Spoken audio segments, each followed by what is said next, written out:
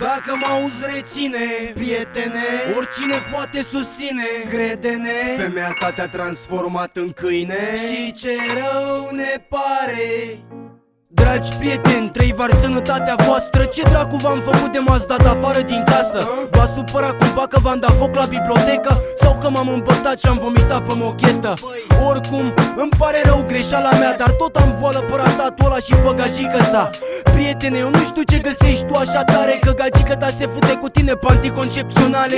Deschide ochii, fă o mică analiză, o să afli într-o zi că ți-ai dat prietenii pe o pistă. Gândește-te, cu cine morții tăi te mai împaci de când ai dat dracu pe toți pentru o pereche de craci? Vorbește cu orice îi spune, nu mă atingi la inimă. Și o să-mi scot ochii în caz că vrei să-mi spui primima. Femeia ta drăguță arată ca o scândură, nene. Ia-o te rog din fața mea, că am o slăbiciune pentru lemne. Mă întreb cum dracu de-ai putut să o fus pasta în gură fără să ieși din cameră cu dureri de așchi înfipte în pulă. Cât de dureros poate deveni sentimentul ăsta, mi-e scârbă. Apropo, mesaj pentru gagică ta: fă proasto, ia spune fără să minți, te-ai pus tu spray-ul vaginal lângă periuța mea de dinți? Nu de alta, dar am un gust ciudat în gură și parcă îl simt când beau după gagică tău din aceea sticlă. O, tu frumoasa din pădurea adormită, nu adormi tu definitiv, să mai scăpăm de o vită. Sunteți un fel de Romeo și Julieta pe toți sfinții, măcar de-ați muri și voi în aceleași condiții. Dacă mă auzi, reține, prietene, oricine poate susține, crede-ne, femeia ta te-a transformat în câine și ce rău ne pare.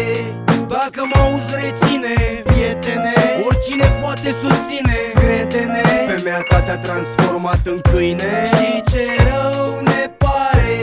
Dă-ți singur un cuvânt în plus, un sfat, o veste. E complicat să spun de ce rostesc această poveste. Mulți ca tine cu care odată împărțeam un măr dispar atât de des încât mă plictisesc să-i număr. Cu sumăr la umăr cu mine îmi ajungi până la gleznă, că pe mine pizdele nu mă țin în lesă. Și chiar dacă aș fi sub apuc fără speranță, tot i-a salutat cu drag pe ea pe care știu de-o viață. Oare sunt unic? Nu, sunt pur și simplu treaz la cât de dură e realitatea. Tu mă lași fără haz, la cât de simple sunt femeile. Bă, tâmpitule, cum se face că tu te complici cu toate pocăitele? Plăcerea ta se transformă în durere de când în casa găți o pizdă, ți inima îndins cu tot cu artere. Nu ești în stare să spui, femeie, tu nu poți vedea că ești pierdută în pula mea pe acolo jos pe undeva. Acum convinge-te singur că, fără să știi, am dispărut și în jurul tău se aud doar greierii. Te-aș bate cu ochii închiși fără pic de importanță, așa că dă singur impresia că te simți în siguranță. Faptele mărturisesc mentalitatea talentă, mai ales că ai 20 de ani și vrei să porți verighetă. Ești praf, bă, și că tot veni vorba încă ceva. Copiii tăi să nu spună unchiule, ci inamicul lui tata. Dacă mă auzi, reține,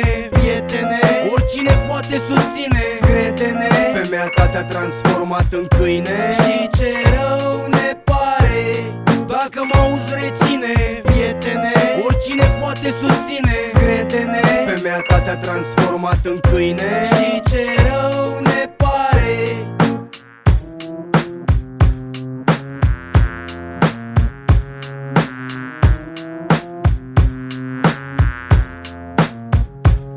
Dacă mă auzi, reține, prietene, oricine poate susține, crede-ne, femeia ta te-a transformat în câine și ce rău ne pare. Dacă mă auzi, reține, prietene, oricine poate susține, crede-ne, femeia ta te-a transformat în câine și